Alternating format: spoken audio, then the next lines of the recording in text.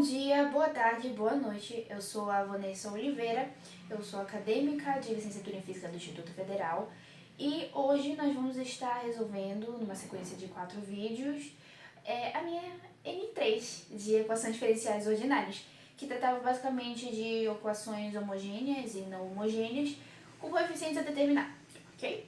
A primeira questão que a gente tem nessa prova, ela pede para que a gente resolva uma EDO homogênea de terceira ordem. E essa EDO homogênea que nos dá é um y terceira derivada menos 5y segunda derivada mais 7y primeira derivada menos 3y igual a zero. É uma EDO homogênea de terceira ordem. Aí, o que a gente precisa começar já a entender? Que como ela é de terceira ordem, e além disso ela é homogênea, a gente tem várias formas de resolução. E aí você escolhe, de acordo com o que você estudou, qual fica mais confortável para você resolver. No meu caso, como é que eu faço a resolução de equações de terceira ordem? Por Ruffini, tá? Pelo teorema de Ruffini, que não é necessariamente um teorema, mas um mecanismo. E identificando a raiz a partir da minha constante, ou do número que acompanha o y, ok? Tá. Qual vai ser o primeiro passo para a gente já engatilhar aqui, começar? Você identificou que a sua equação é uma equação de terceiro grau? Ótimo. Vamos colocar então na nossa equação característica, que eu aprendi com M, tá? Em que a gente vai ter os M3, M2, M1 e M, e as nossas raízes elas vão ser chamadas de M1 e M2, ok? Normalmente eles usam o R em outras situações para fazer a simbologia raiz. Vai ter R1 e R2, raiz 1 e raiz 2, tá? Ok. Pela primeira vez o meu pincel está carregado desde o primeiro vídeo. Vamos lá. Temos então M3 menos 5, M2 mais 7, M menos 3 igual a zero. Isso aqui é a nossa equação característica. É o primeiro passo para você resolver qualquer EDO homogêneo. Você vai colocar ela na sua equação característica. A partir daqui que vai começar as particularidades de uma EDO de terceiro grau, porque você vai utilizar a forma que você conhece. Como é que eu faço? Eu uso esse número aqui. Como é que você vai usar esse número? Você vai pegar esse número que está sozinho, essa constante, e você vai ver por que números ela é divisível, ok? Como é o número 3 é divisível pelo quê? O número 3 ele é divisível por 3 e ele é divisível por 1, certo? Se colocarmos tanto 3 quanto 1 nessa equação aqui, ela vai zerar. Para a gente facilitar, sempre quando formos facilitar, o que a gente vai fazer? Usar 1. Por quê? Porque como a gente tem exponenciais aqui, fica muito mais fácil. Já o 1 elevado a qualquer número da existência, menos 0, vai acabar dando o próprio 1. Então, no fim, eu vou ter 1 a terceira, menos 5m a primeira, menos 5 vezes 1 a segunda, mais 7 vezes 1, menos 3. E isso aqui vai zerar. Agora que eu sei que 1 zera essa minha equação, o que eu vou fazer? Aí você escolhe o tipo de artifício que você vai usar para conseguir encontrar as raízes dessa equação. Qual que eu uso? Ruffini. Como é que funciona Ruffini? Vou explicar Ruffini. Ruffini vai funcionar com você pegando esse número que você encontrou, e a gente vai dizer que ele é uma raiz, e vai colocar ele bem aqui. Nesse campo superior que temos aqui, vamos colocar os coeficientes da nossa equação. Quais são os coeficientes? Se o meu M está sozinho, aqui ele aparece sozinho, é porque nós temos um 1 aqui na frente. Então temos um 1 positivo. Aqui nós temos o menos 5. Aqui nós temos o mais 7. Vou prolongar um pouquinho bem aqui. E temos o menos 3. Então aqui colocamos os coeficientes. Vou passar mais uma linha bem aqui, só para exemplificar para vocês. Ok? Aqui eu coloquei o símbolo de mais porque justamente os números que ficarem nessa segunda linha, eles vão ser somados com o da primeira linha. E da onde é que vão vir esses números que ficam na segunda linha? De uma multiplicação pelos pelo coeficiente que tiver aqui embaixo, tá? Tá. Vou fazer uma explicação, vou fazer logo de uma vez, que fica mais fácil quando você vê acontecendo do que só falando. Primeira coisa, vamos descer esse 1 aqui para baixo e fazer a multiplicação dele pelo número que está aqui, ó, isoladinho aqui desse lado. Vamos fazer uma multiplicação. 1 vezes o 1 é 1. Beleza. Esse produto dessa multiplicação eu vou colocar onde? Bem aqui. E agora eu tenho uma soma. Lembra disso aqui, ó? Então eu vou ter a soma de menos 5 com 1. Eu tenho um número negativo somando com um número positivo, em que o número negativo é maior. Então o meu sinal negativo ele vem para cá para baixo. E eu posso só fazer um 5 menos 1 aqui que dá 4. Tá? Agora eu vou fazer essa mesma dinâmica.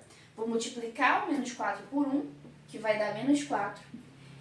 E agora eu vou somar de novo um número positivo com um número negativo, em que agora o número maior é aqui, mais 7. Então o meu sinal vai vir para cá positivo. 7. E quando eu subtrair 4 de 7, eu vou acabar tendo 3.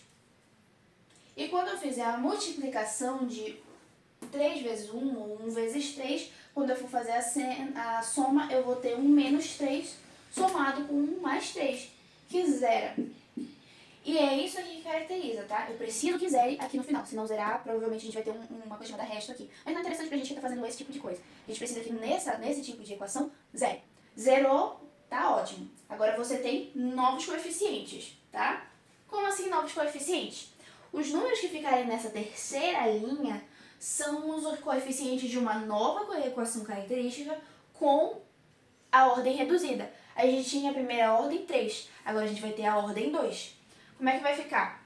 Primeiro vamos sinalizar qual foi a raiz que a gente utilizou. Utilizamos qual raiz? Raiz 1. Então vamos colocar aqui M1. Lembrando que ele fica M menos 1 porque é da fórmula mesmo, tá, gente? E caso esse número venha negativo pra cá, ele vai acabar fazendo o jogo de sinal bem aqui e isso aqui fica positivo. Uma forma de identificar também, tá? Mas como o nosso número é positivo e aqui já é da fórmula, então a gente fica com M menos 1. E aí a gente vai colocar a nossa nova equação característica.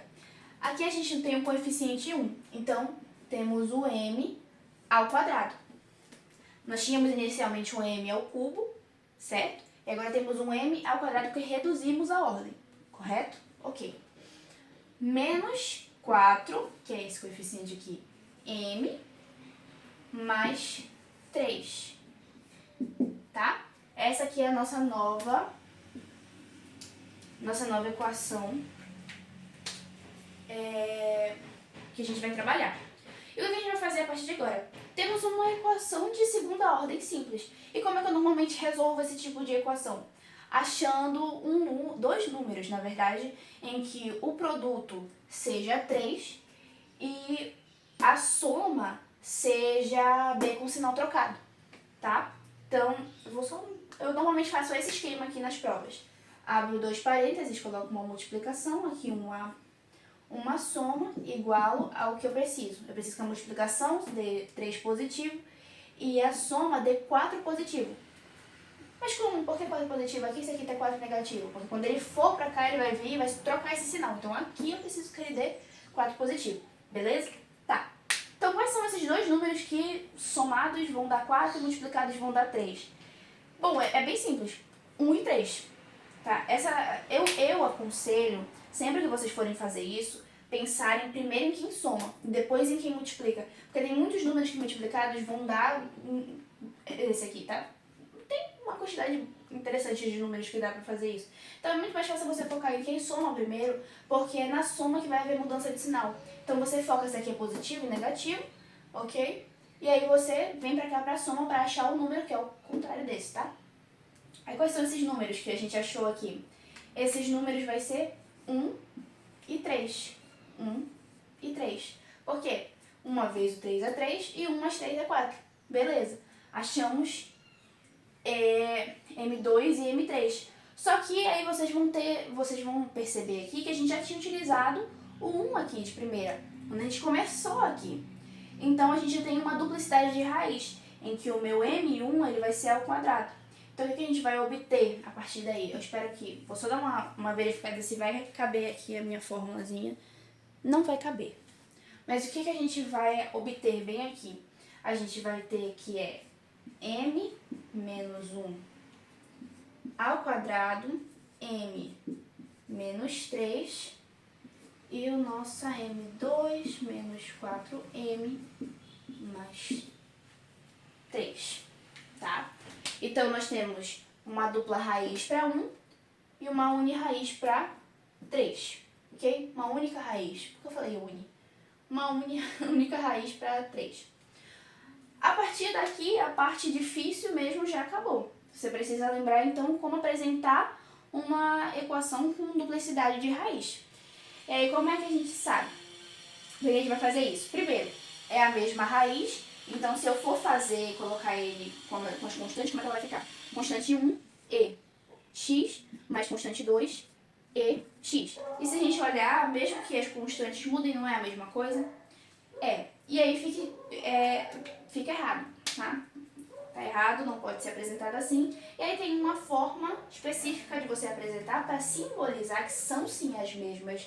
É assim o mesmo número, mas não é a mesma raiz. São necessariamente raízes diferentes, tá? Vamos lá. Como é que vai ser isso? E agora esse passo aqui a gente já apresentando a solução geral, tá? Dessa equação. Então já finalizou aí. Como é que ela vai ficar? Você vai ter a sua equação geral aqui, você vai igualar. E aí você decide como é que você quer fazer. Tem duas formas, eu vou apresentar as duas aqui, tá? Você vai ter a sua constante 1 e x. Por que eu deixo só o x? Porque implicitamente já tem um 1 aqui, tá? Então a gente pode deixar só o x, mas se você for metódico, você pode colocar o 1 também. Mais a minha segunda constante, tá? Que aqui eu vou acabar colocando esse x aqui na frente para identificar, tá? X e x mais a minha terceira constante, que vai ser x, vai ser x não, vai ser e 3x, porque ele não tem duplicidade, então ele pode vir normal para cá. Essa é a primeira forma de apresentar esse tipo de questão. Agora, apresentando o segundo jeito de dispor essa equação aqui, é um jeito mais conciso, ele é menorzinho, mas significa a mesma coisa. Seria y igual a... Aí você abre um parêntese, C1 mais C2 e C2 x e x mais C3 e 3x. Ambas representam a mesma coisa, tá? Só que essa forma aqui acaba ficando um pouquinho mais longa, mas eu acredito que ainda seja mais fácil de lembrar dessa fórmula aqui. E essa aqui fica um pouquinho menor, é mais fácil de apresentar. E é assim que a gente vai resolver essa nossa primeira equação de terceiro grau, que é homogênea. Espero que tenham gostado. Espero vocês no próximo vídeo.